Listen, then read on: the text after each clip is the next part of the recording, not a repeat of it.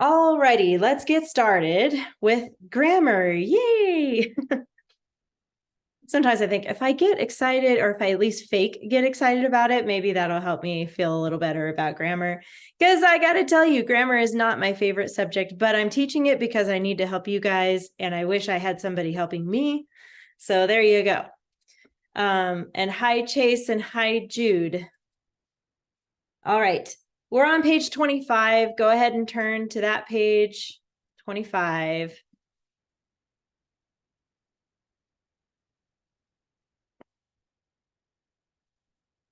Okay, 25.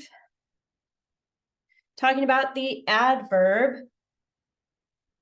We've talked a little bit about this in our writing part of the class as far as a dress-up word. We've been talking about ly adverbs. So basically an adverb, it's kind of nice they named it that because it does add to the verb, adverb. So I was glad at least they named it that. It modifies a verb, or that's another way of saying it adds to the verb, an adjective or another adverb. An adverb tells how, when, where, why, and to what extent. So these questions right here where it says memorize it, this will help you find the adverb in the sentence. If you can answer how, when, where, why, and to what extent. So look at the verb first in the sentence, and then ask these questions, and that'll help you find the adverb. It often ends in ly, not always, like 99.9% of the time, it's an ly. There are a handful of times when it's not. But here we have the deer carefully hid in a secluded thicket. So obviously hid is the verb, and how, that's one of the questions you can ask. How did he or she hide? Carefully. That tells you the adverb. So asking yourself one of these questions about the verb will help you identify the adverb. Here we have ly adverb. It dresses up. We know that already. Noun of direct address. Okay. A noun of direct address, NDA, is a noun used to refer to someone directly. It names the person spoken to. So if you think of that word direct, it means like right to them, right? And when you're addressing someone, you're speaking to them. It's not through, a letter or an email or text. You're actually face to face and you're talking directly to them. That's the noun of direct address. It can appear at any natural pause in a quoted sentence. So here's your example. Robin, tomorrow you will win the contest, his friend said. And you can see right here, Robin has a comma after it. It's like he's addressing him. Maybe there's a room full of people and he's wanting to speak only to Robin. So he says his name, and that means it's a direct address. Here we have, tomorrow, Robin, you will win the contest, his friend said. Even though we added this word tomorrow, you're still addressing Robin. It's direct, okay? He's not speaking to a crowd. He's speaking to one person. Tomorrow you will win the contest, Robin, his friend said. It works here too, at the end of that quote. That's fine. He's saying it to him still, okay? That's the noun of direct address. Because a noun can perform only one function in a sentence, a noun of direct address is never the subject of the sentence, okay? In these sentences, the noun of direct address is Robin because that is the noun used to directly address Robin. The subject is the pronoun you. So the noun of direct address cannot be the subject as well. Usually it's you, because when he's speaking like in first person. Remember when we talked about that? There are a couple of actually just one comma rule right here. Place commas around a noun of direct address, just like it showed you here. Commas after Robin or before Robin. Here's your other example, Robin, comma, you should enter the contest, his friend suggested. Okay, another direct address, but you put the comma right after that.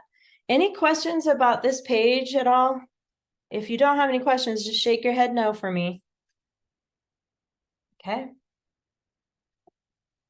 A little bit more on the back. This is page 26. Homophones, you're familiar with those. We've talked about those before, and I'm sure in your grammar classes in the past. It's when you have a word that sounds exactly the same. That's homophone, same sound, okay? A homophone has the same sound, but it's spelled different, and it has a different meaning. So look at these examples, it's and your. So we have it's without the apostrophe, and then it's with the apostrophe. That's considered spelled differently with and without the apostrophe, but it still sounds the same. And the same with your and your Y-O-U-R and Y-O-U apostrophe R-E, they sound the same, and people mix those up all the time. I don't know if you've noticed that, but it's kind of bad. They mix those and they're completely different meanings. So pay attention to that. It's without the apostrophe is a possessive pronoun. It's target. The target belongs to it.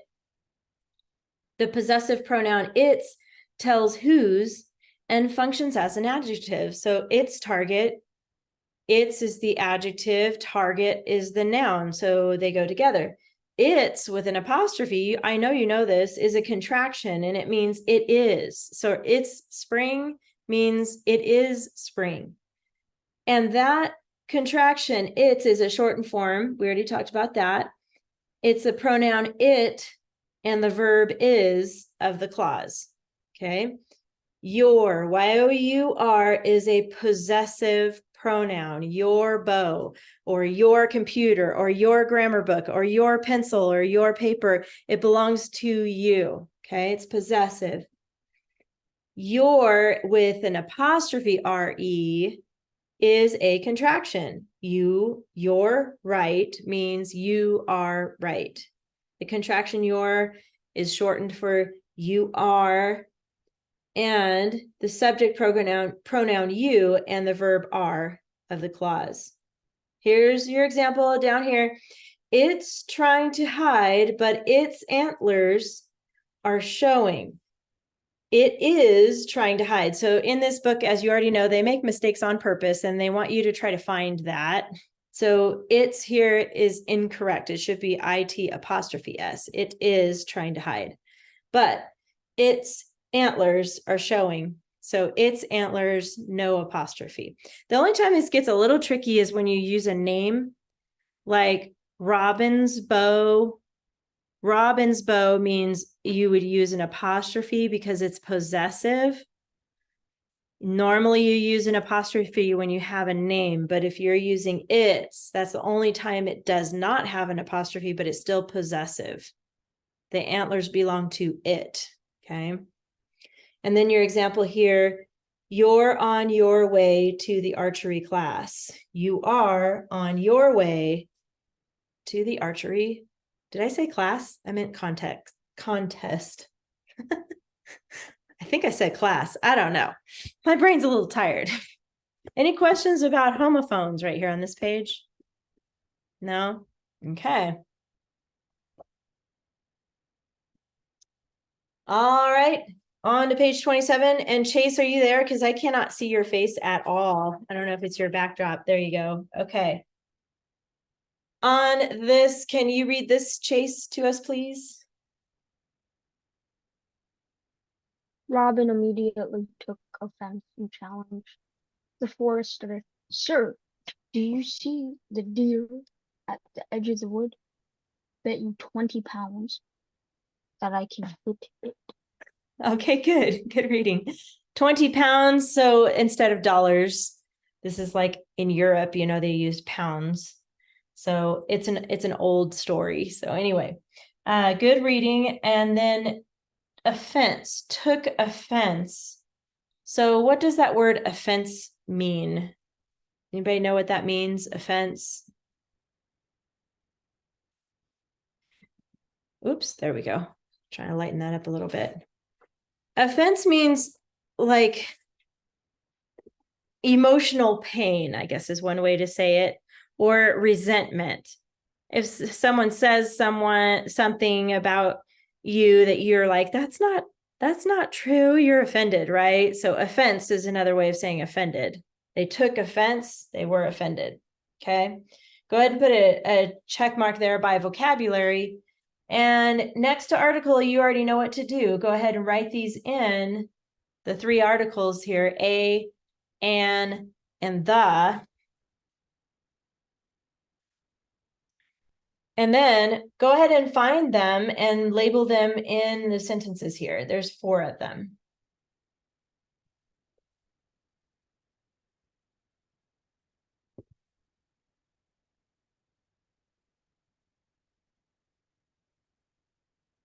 And they're all thes. That's easy. Okay. 8. That's a lot. 8 nouns. I'm going to start with Alex. Lucky Alex is going to start us off here. Where are all those nouns? Deer, Good. wood, Okay, good. I have to go to the bathroom. Oh, okay. Go ahead. Forester, Yep. edge, Edge, yes. pounds, Pounds, yes. That's 1, 2, 3, 4, 5. You have 3 more.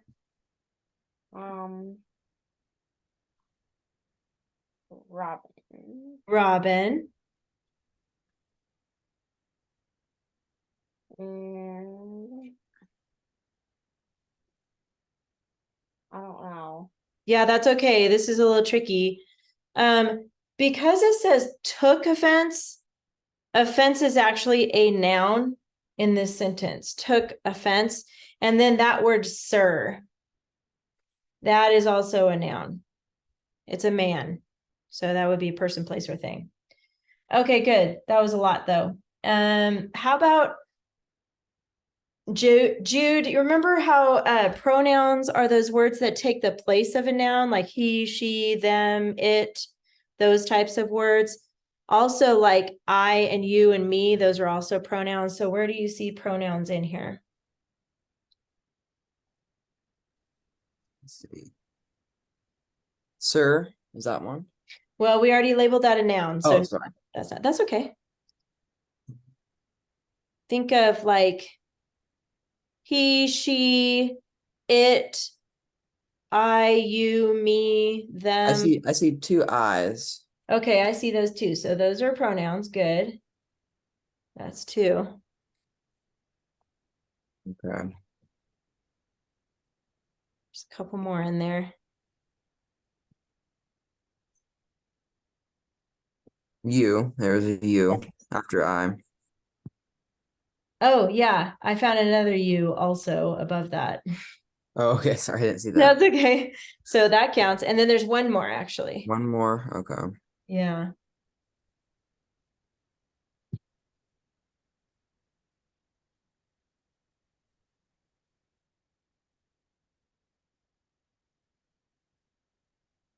Let's see. I can't find it. Toward the end, look at this last part of the sentence there.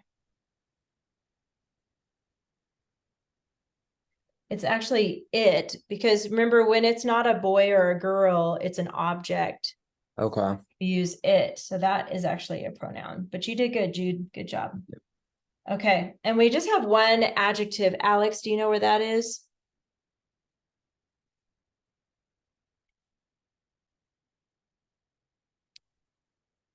I mean, Matt. I said Alex, but let me ask Matt.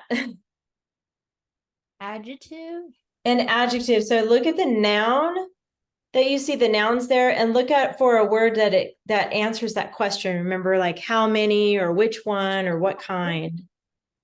Say it again. No, I'm trying to find it still. Oh, okay. You said it's a question?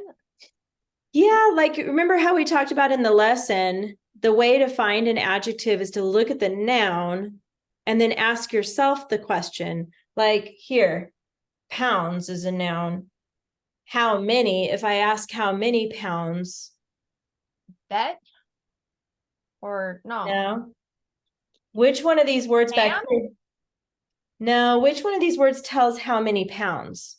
20? There you go. Yes. So remember, when you ask those questions about the noun, that's going to help you find the adjective. That's what I was trying to remind you of. So 20 tells how many pounds. So that becomes an adjective. And it looks like there's only one. So that was pretty easy. Now the adverb, where's that at, Chase? The adverb. The adverb is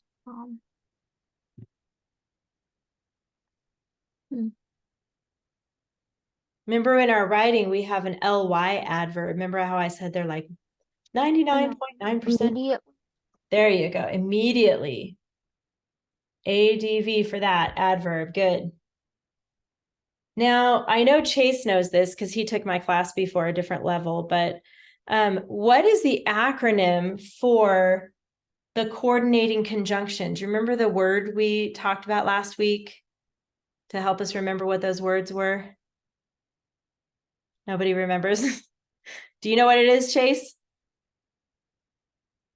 Wait, what did you say? I forgot. Okay, you got to pay attention. Turn your screen down so I can see your face better, okay? It just glitched a little bit. What is the acronym? You remember the word that we use to remind us what the conjunction words are? An acronym name. Yeah, and you remember the word? Fanboys. There you go, fanboys. So everybody right here, I want everybody write this down. Fanboys. Right next to coordinating conjunction. Okay, and right underneath that, each letter stands for a word. So F stands for for, so go put OR there for for. A is and, N is nor, B but, O or, Y yet, and S so. Write those letters in. And you're reading them down, okay? Because each letter in fanboys stands for a word, and these are all conjunction words. This is a little trick. I'll zoom in a little so you can see that better. A little trick to help you remember what those words are. For, and, nor, but, or, yet, so. You'll memorize those. Okay, so now that we know what those words are, Jude, do you see one of those words in this story? And it's a word that we haven't labeled yet. So just focus on the ones that we have not labeled yet. Okay.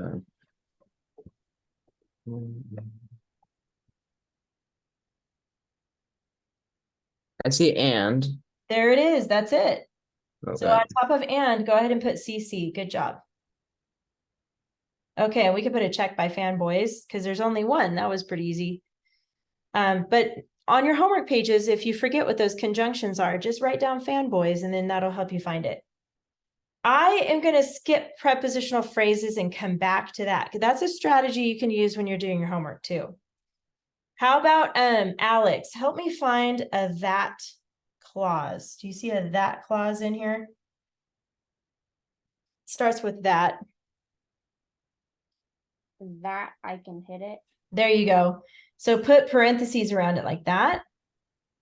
And I know it sounds redundant, but I want you to write that right above that. It's labeling the clause, okay? That clause, good. And then notice how all of these, or almost all the words have a label on them, but not quite all of them. We're gonna get close. So the next question is subject verb pairs. We're going to start with verbs. Look at only the words that don't have a label yet. And Matt, I'm going to have you help me find the verbs here. Those are the action words. Bet. Good. Bet. Let's see, where is it? Here it is. Bet. What else?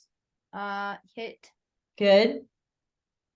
And challenged Challenged, yes. and took. Yes. How many? Well, it says 4, but that's really 4 subjects. So there's going to be, we don't know how many verbs. There's more though. There's actually 2 more, 3 more. Look for the word. Do, yes.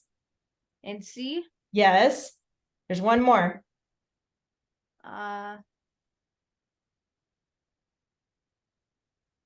It's, I'll give you a clue. It's actually a helping verb. It's right next to hit. It. Can hit. Oh. Can hit. So can is a helping verb. It's helping that verb hit. Can hit. It already has a label. It's already PR for pronoun. So we can't put it on that. Because remember, each word only functions as one part of speech only. The only time you label it with more than one is the subject. Sometimes that, we put on top of the noun. But that's right. Those are all the verbs. Look at that. That's crazy. Everything has a label on it now. So now we need to figure out what those subjects are with the verbs. So I'm going to ask Alex this one. Look at the verb took offense. Look at the verb took. Who took offense? Robin. There you go. So the subject in that part is Robin. And then down here inside what he says, this is a little trickier, but see the deer. Who sees the deer? Sir. It actually is you, right here, you. Because remember noun of direct address? That's sir. He's talking directly to that person and he's calling him sir. And by the way, just since we're talking about it, let's put a comma right here. Because that was one of the rules when you're talking about noun of direct address. You have to have a comma after it. So when he's speaking, he's saying, sir, do you see the deer? And then there's a couple more subjects. Look at this part here, Alex. Who bets you 20 pounds? I. Yes, good. I is the subject. I'm putting S above that. And then inside the clause here, who can hit it? I again. Good. That's the only time you label something 2 different things. It's the noun and the subject or the pronoun and the subject.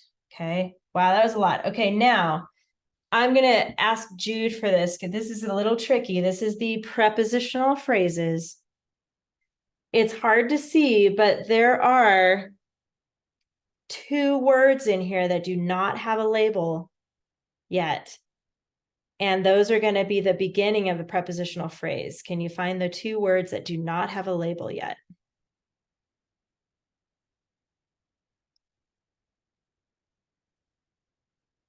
Is challenge the Forester one?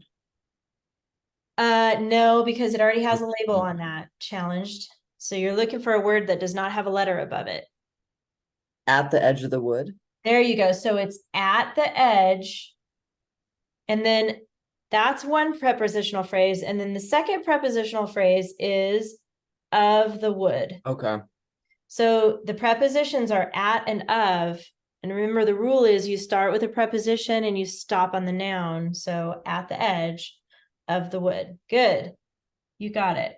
Now, capitals, you guys know that. Go ahead and label the capitals. First word, well, Robin. Sir needs to be capitalized. I and I again. Commas, we fixed one. But this one here after if offense, we don't need a comma there because it's listing only 2 things. He took offense and challenged the forester. So he took and he challenged. Whenever there's only 2, we don't need a comma. So do a little squiggly line like that. And take that out. If you're listing 3 things, that's when you put commas in. And the end mark is a period, and it goes on the inside of the quotation mark, by the way. All right, that was a challenge. Speaking of challenges, but you did it. And we got it. So that's the tip for you for your homework is do everything on the list, leave the prepositional phrases till last if that's tricky for you. And then they'll be easier to spot if you wait on that. Any questions about this page right here? Okay. We're done with grammar then. And now you can get out your binders. And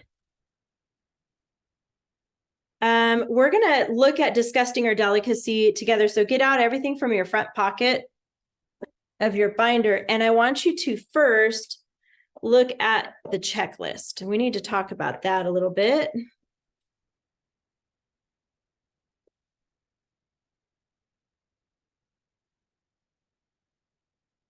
Out checklist is on page 25.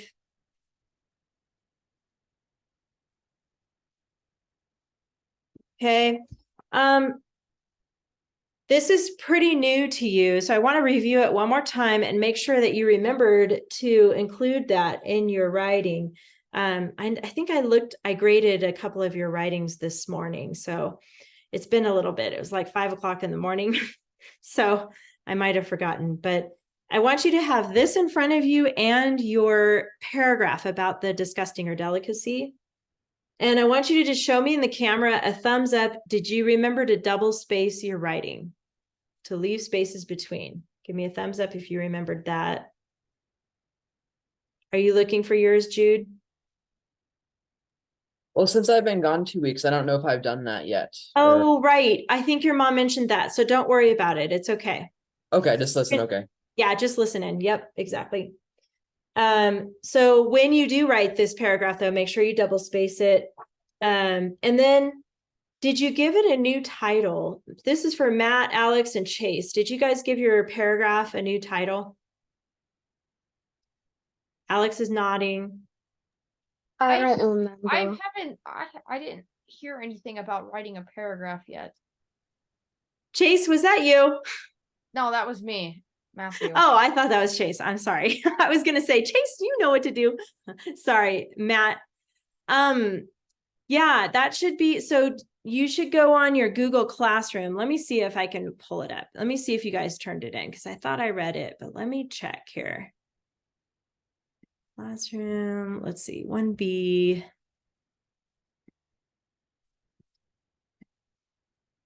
Let me check. Hold on.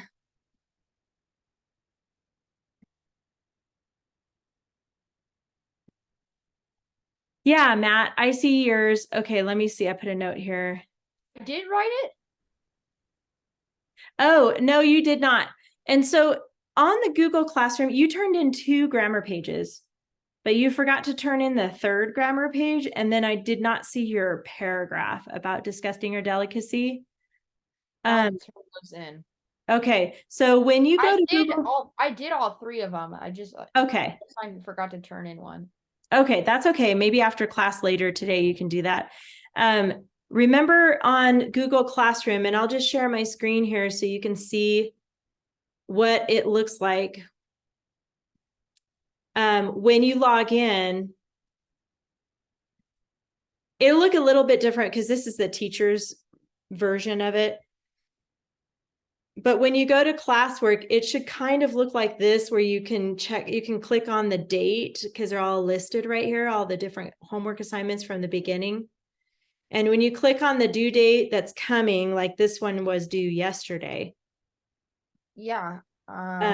When you look at it, it should show you, because you were saying you didn't know you had to write a paragraph. The instructions are here. Okay. Okay. Yeah. I should have looked. Wait, I haven't seen. Wait. Use the keyword. I don't think I can. I haven't seen the writing part of that. I didn't see that part. Okay, it should be in there because Alex saw it. She's got it. So maybe you needed to scroll a little bit, or maybe did you get on your phone? Maybe the phone's too small and maybe you have to scroll. I don't know. No, I probably do after. I'm not on a phone. I have an iPad. Oh, okay. So just so you see it now, it's going to be like this every single week. You'll have a section that says grammar and then a section that says writing every time. So make sure you look for both of those when you look for the instructions. Okay. Okay, so anyway, back to the checklist. You should have an ly adverb in your paragraph. So Chase, did you remember to put an ly adverb in yours? Was that a yes? I didn't see you. Yeah, yeah. Okay, good. Okay, so we're gonna go to a new lesson today. And then you're gonna have a different checklist for the next story that we're gonna do. But what I want you to do right now is look for this yellow page. It should be in the front of your binder with Disgusting or Delicacy. This is page 21. Give me a thumbs up if you have that page, 21. Okay, good. And Jude, yours should be in the front. I don't think you got yours out yet, but if you can find it.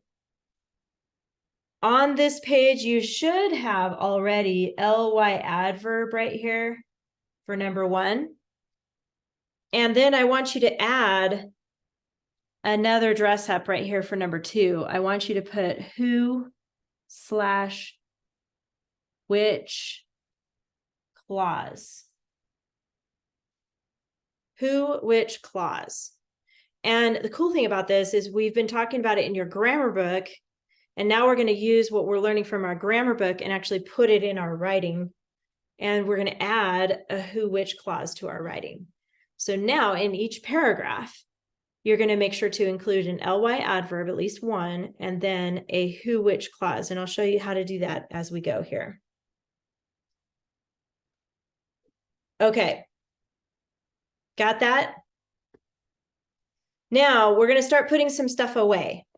So open up your binders. And the first thing you're going to put away is this one that you just finished. And in your binder, you're going to see a tab at the back that says Stylistic Techniques. Look for this one right here that says Stylistic Techniques. And behind that tab, I want you to put that yellow page that you just wrote on, this one here. Goes behind Stylistic Techniques. See how the name of the paper is also Stylistic Techniques. So put that back there.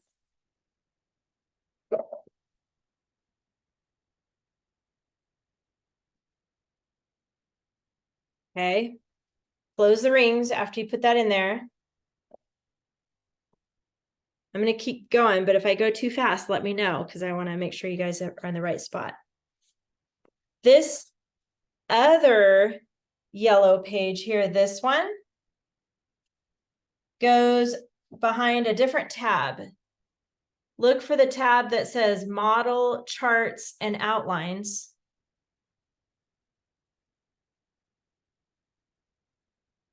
And it goes behind that tab, Model, Charts, and Outlines, and it goes past this one, because you already have one in there. Page 15, and you're going to put this one, page 23, behind that in the rings, okay? Want me to put Stylistic Techniques in front of page 21, right? Stylistic Techniques goes in a separate tab. Yes, and it is page 21, but it goes behind this one that says Stylistic Techniques, okay? Does that make sense? So it's a different spot. This one for outlines, this one goes behind Model, Charts, and Outlines. I know it's a little confusing. This is so hard to do on Zoom, but I'm teaching you how to organize your stuff in your binder so you know where everything is, okay? That's something in my eye. Okay, give me a thumbs up if you got those 2 yellow pages put away. Okay, good, Alex. You got it? Good, Chase. Okay, good, Jude. Matt's working on it. Want me to put page 21 behind Stylistic Techniques? Correct, yes.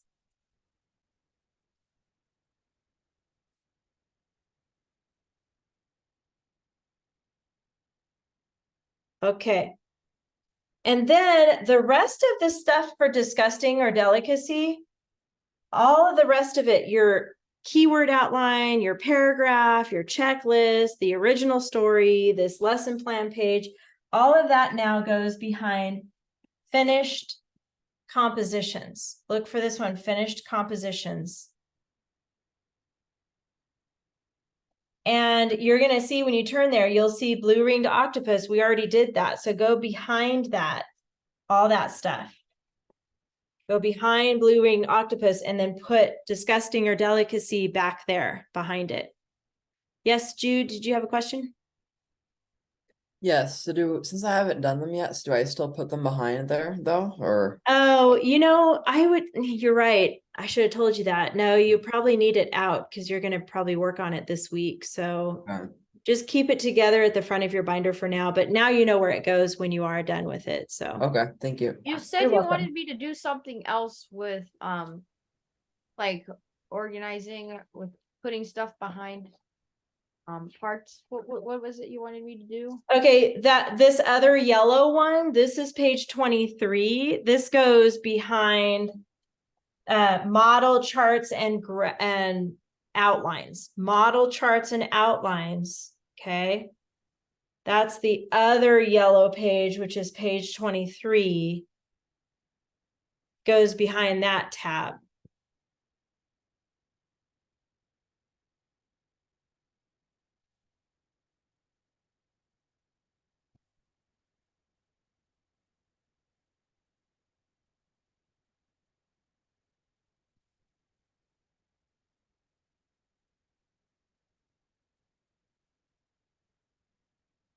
You have yours put away, Chase? Okay. And then Matt, when you're done putting that away, the last thing is all the rest of it for disgusting and delicacy goes behind finished compositions. I need to do that paragraph for that, but then Okay. do that. Okay. Now, since you guys, well, I know some of you kept it out. That's okay. So now go back to the beginning of your binder. And you're going to get out the next lesson for today. And it's right here behind the very first tab behind this picture. It's called source text right there. And you're going to get out the next lesson is week 3 right here. The eagle and the jackdaw. When you turn that tab, you should see this. Week 3, the eagle and the jackdaw and the Komodo dragon. Take out those pages all the way to page 35. And then when you see, when you see week 4, don't take week 4 out. Only take out week 3, okay?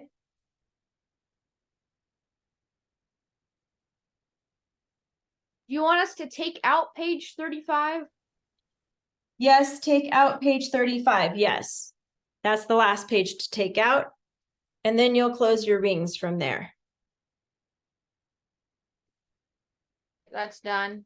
Okay, good. And then you need 2 pieces of lined paper and then you're ready for the lesson. Okay. So you have week 3, the eagle and the jackdaw and the Komodo dragon, and 2 pieces of lined paper, and then you're all set.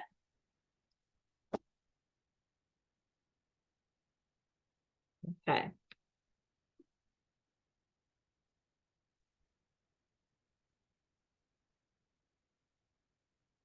All righty, thumbs up when you got that out. Good, thank you. Chase, you got yours? Okay. The first thing we're going to look at, I know Matt and Alex are still working on stuff.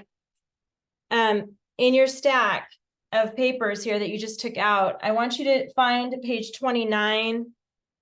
And it looks like this. Look for page 29 and it says letter to the editor. Page 29. Should be in that stack of papers you just took out.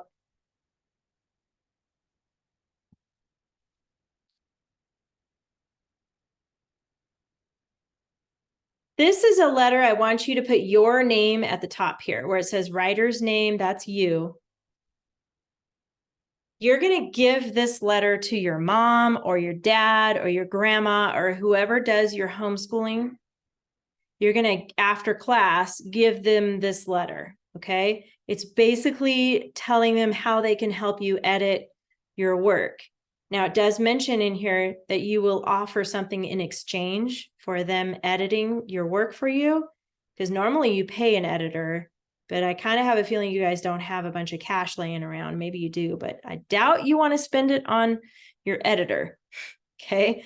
So there's examples here of offering to get them a cup of coffee or a shoulder massage or pulling the weeds in the backyard or something like that. You're going to offer some kind of a service to them as a thank you for helping you edit your paper.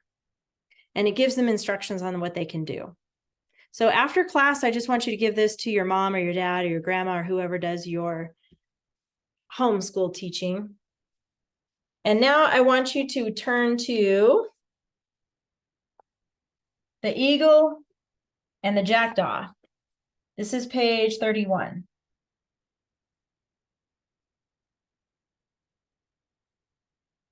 This is another Aesop's fable.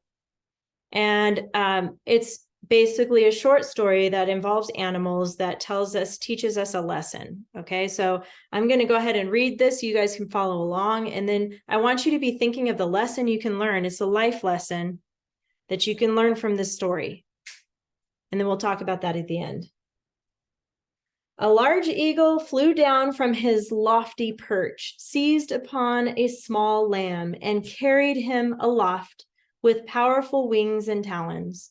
A jackdaw observed the eagle's prowess and was stirred with envy. By the way, a jackdaw is like a crow. They're big black birds, kind of mean birds. But this one's envious, okay? He wanted to emulate the strength and skill of the eagle. Therefore, he flew around with a great whir of his wings and settled upon a large ram, intending to carry him off. A ram, by the way, is a male sheep, and they're big, like 200 pounds plus big, okay? Different than a lamb. A lamb is a baby.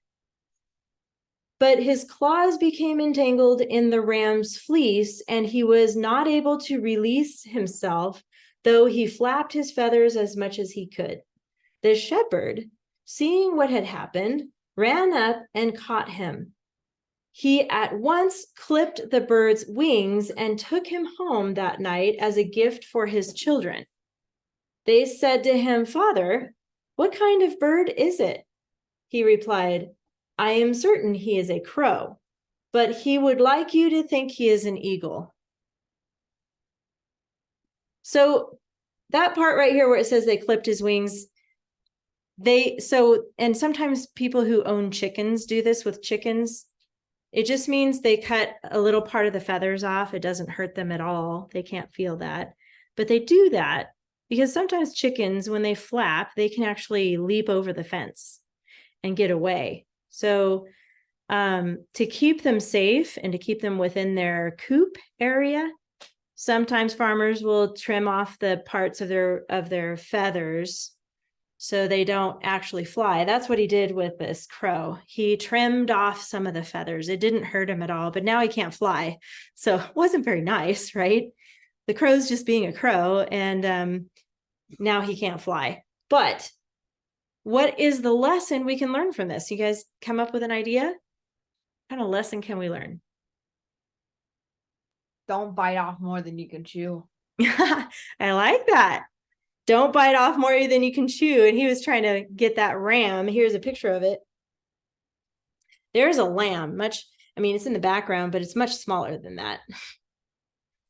Okay, good. That's a good lesson. Don't bite off more than you can chew. Or anybody else have any ideas of what lesson you can learn from this?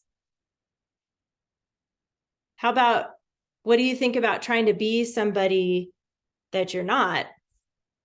Is that a good idea, to try to be somebody that you're not? Probably not. What are you guys talking about, Matthew and Alex? I see you laughing there. Oh, we were just looking at something. Oh. All right. One of the papers. So that's the story. Basically, to just be content with who you are. The crow eats garbage, usually. That's what crows do. They get into our trash cans, they eat our leftovers. But he wanted to be like an eagle, like he wanted to be so cool and powerful and be able to get a little baby lamb like the eagle, but he's not an eagle, so he can't become an eagle. He's not big enough. So he just needs to be content with who he is. All right. Now get out your lined piece of paper here next. And we're going to set this up for the keyword outline. So you know what to do. Go ahead and start by putting your name here on the upper left. And then I'm just going to use numbers today for the date. It's 10/10/23. Go ahead and skip a line. We're going to copy that title here, the eagle. And the notice and the are not capitalized. We're going to talk about that in a minute, but just capitalize the eagle and then jackdaw.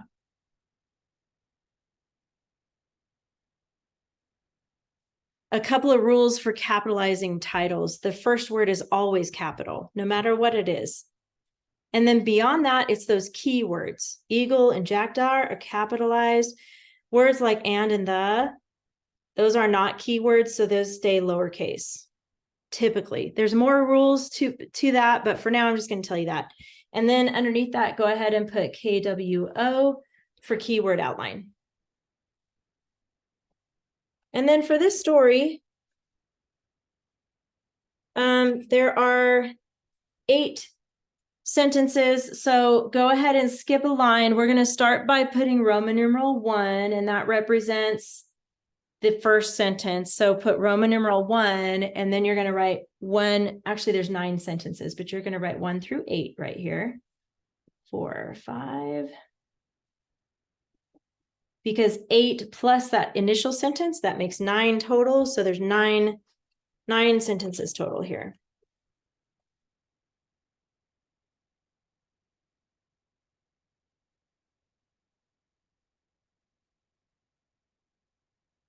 So we're still working on those keywords in each sentence. We're going to take this sentence by sentence and find those keywords and build our keyword outline. The rules for the outline are 3 words only. Numbers and symbols and abbreviations are okay. So let's start by looking at the first sentence. A large eagle flew down from his lofty perch, seized upon a small lamb, and carried him aloft with powerful wings and talons. There's a lot of information on there. But I'm going to do a symbol for eagle. I'm going to actually do the letter E and then put a circle around it. And then I'm also going to circle the E in the title so that it reminds me, okay, the E stands for eagle.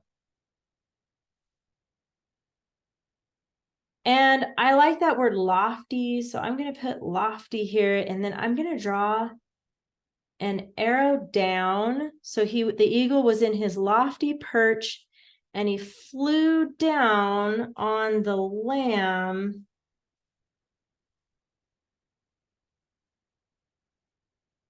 And then with his talons, by the way, do you know what the talons are on a bird? Claws. Yeah, basically their claws, their feet. So I'm going to put talons and then an arrow up. Okay, that's how I'm doing my first keyword choice right here for Roman numeral 1. The eagle was on his lofty perch. He flew down, grabbed the lamb with his talons, and flew away. So the eagle could do it, no problem. Eagles are huge and they're so, so strong. And the lamb, the poor little lamb, was defenseless and small. It's kind of sad, but you know, it's part of life. At this point, the next sentence is, a jackdaw observed the eagle's prowess and was stirred with envy. So I'm going to put here J for jackdaw, and I'm going to circle the J up here to remind me. He observed and was stirred with envy. All right, I'm going to give you guys turns now. to help me fill in the other sentences here. I know I'm going kind of fast because we lost a little bit of time with the binder stuff, so I want to catch up a little bit here. So I'm going to start with Chase. How about this next sentence? He wanted to emulate the strength and skill of the eagle.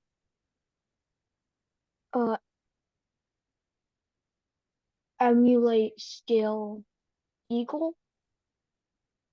Emulate skill eagle. Okay, I like it. And if you guys have a different idea, you can put it how it makes sense to you, okay? It doesn't have to be exactly the same. Emulate skill eagle.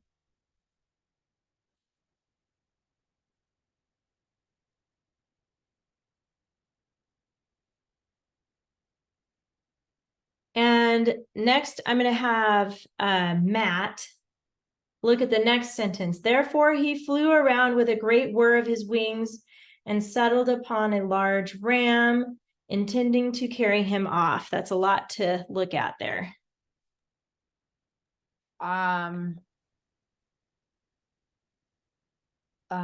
Flew, Okay. circle, and were. Is that good? Like make a circle for the word were. No, around. Oh. Flew around and were, is that what you're thinking? Yeah, flew around. No, like flew, have the word flew. Okay. And circle for around. Okay. Were, and I have to put something for the ram, don't I? Maybe a bird landing on top of a sheep. If you could draw. And draw a little symbol. What if we did for flew? Have you guys ever drawn like a bird in flight before? Yes. Okay, it's kind of like this. What if we just kind of draw a bird in flight like that? He flew, and we could put the word were.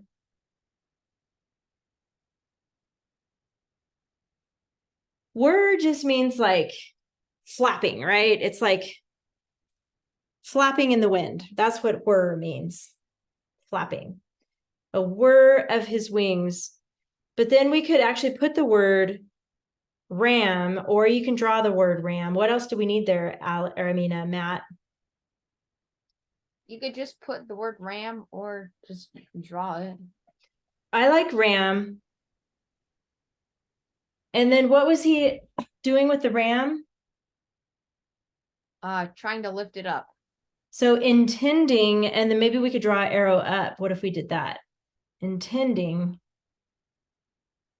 to fly away with it. So he was in flight, he whirred around, he landed on the ram, intending to take it away. You were on the right track there, Matt. That was good. And if you want to draw the ram, you can draw the ram. I don't know how to draw a ram, so. Alex, how about the next one? But his claws became entangled in the ram's fleece, and he was not able to release himself, though he flapped his feathers as much as he could. Claws. Okay. Entangled. Yeah.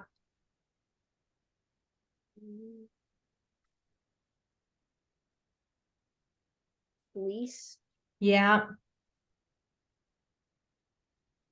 Those are 3 words, but I do agree. I think those are the most important words in that sentence. Flaws, entangled, fleece, because we can tell that, okay, if he's caught in the fleece, he's not going to be able to do anything, right? He can't lift it away. And then Chase, how about you do the next sentence?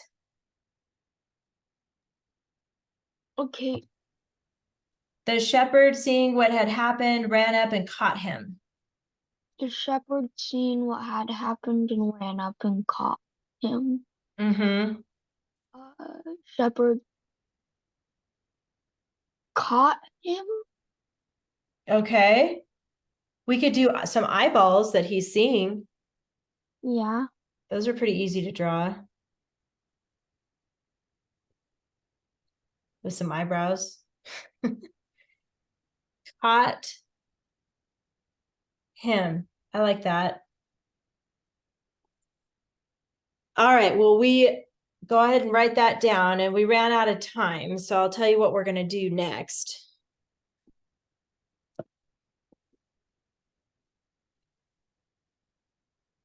Your homework is to finish this.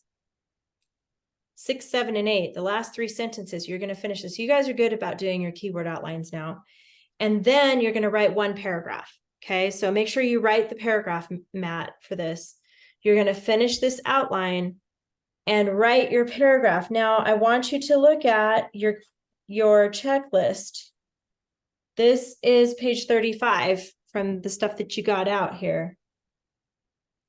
And you're going to go down each item on this checklist. And when you finish that item, then you check it. You put a physical check in there.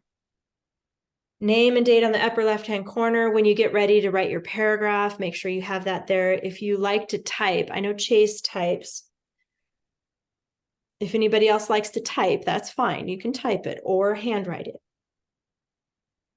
You're going to double space, meaning you're going to skip lines if you're handwriting, and you're going to choose double space if you're using Word or Google Docs. Title centered and repeats 1 to 3 key words from final sentence. So like before, that you can't do your title till you're done with your whole paragraph. And then at the end, that very last sentence, you have to pick at least one of those words, the key words, to put in your title. We'll talk more about that next week too. Let me write a note about that. Talk about title rule next week. But I want you to try to do it on your homework.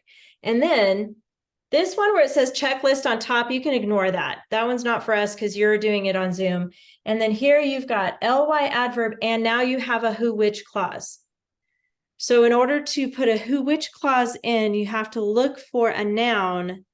If you're talking about the eagle or the jackdaw, you're going to use who because they are a character in the story. So the eagle who carried the lamb away was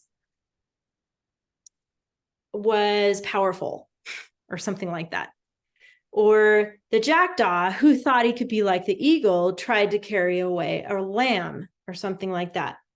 So if you want to talk about an object, you would use which, like his talons, which were entangled in the fleece. That's another place you can use that because you're talking about talons.